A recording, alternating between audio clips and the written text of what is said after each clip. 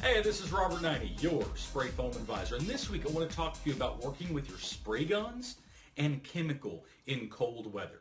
You see, all spray guns are basically the same. And as big hunks of metal, they lose heat quickly and are generally cold in cold weather. O-rings on the inside get brittle, lubricating oil and grease gets thick and becomes like cold honey or cement, and gun grease hardens. These are all used to lubricate and protect movable parts inside of the gun, and if they get cold and stiffen, they may fail. If you pull the trigger under these conditions and failure occurs, you may end up with a crossover, a total foam blockage in the head of the gun. This is expensive. Parts, labor, and time. Your solution is to keep your equipment warm during cold weather. If you don't have a heated rig, make sure to travel with the foam gun in the cab of the truck next to the heater. Moving on to ISO.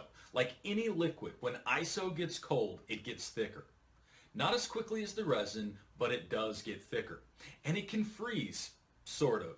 As ISO approaches freezing, the molecules get really close together, and they can attach to each other, resulting in dimers, also called crystals. Around freezing, it will not solidify like an ice cube, but will be more like a slushy or slurpee. And these crystals can ruin the ISO material and damage your equipment. If you use this material, you could plug up and clog your entire system from the drum to the gun. This can be expensive. Equipment, time, and lost revenue. In some cases, you can save the material by straining the crystals out of the liquid. One of the ways to do this, you need a clean barrel and an extra large pair of pantyhose. That's right, I said pantyhose. You use them as a strainer. A pair large enough to stretch over the top of the drum. You might need an extra large or extra large. Then you have to transfer the liquid by hand. This can take a while. You have to pour it through the pantyhose. You pour it onto the pantyhose. You let the liquid drain through into the new drum. You can't use a pump in this process because of the crystals that are in the liquid. That's what you're trying to strain out. So your solution here, be proactive, keep your chemicals warm during cold weather, and do not let it get close to freezing. This will help mitigate this type of an issue.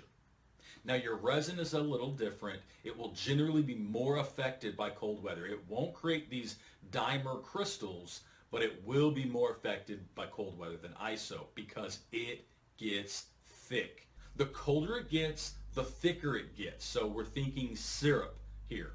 Additionally, the resin for water-blown foam can freeze into a solid mass due to the water content. If it gets cold enough, below freezing, it can actually become a solid. The good news, at least with most water-blown foams, is you can typically thaw it out and use it.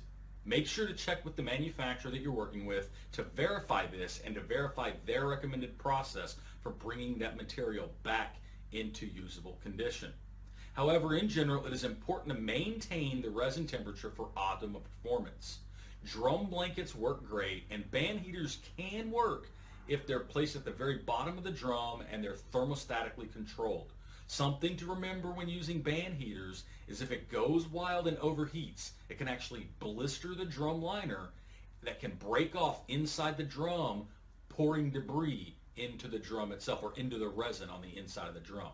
Showing this debris, this liner, drum liner, can then show up in your screen filters or get caught somewhere in the hose, get caught in your plural component proportioning unit, somewhere in the white strainer, for example. So you want to be careful not to scorch the outside of the drum because that can directly affect the drum liner on the inside of the material.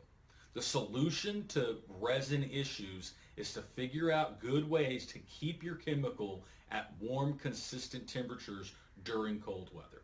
So these are a little tips of how to manage your spray guns and chemical in cold weather. Hopefully by now you understand that if you protect your stuff and keep it warm during cold weather, you're going to be better off in the long run. You know what? This has been Robert Naini with Spray Foam Advisor. Thanks for checking us out.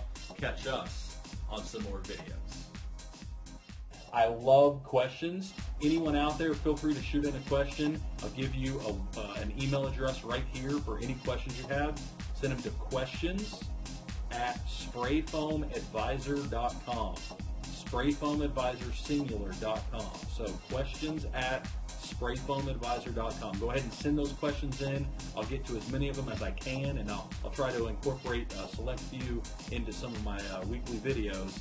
And of course, if you like this video, go ahead and subscribe to the blog if you haven't already done that. Find us on YouTube and like and follow us there. And check us out on LinkedIn, Facebook, Twitter, Instagram. Find us on all of your favorite social media sites, and you can keep up with the words of wisdom coming out of Spray Foam Advisor. Thank you very much for joining us. I appreciate it. We'll catch you on some more videos. Take care.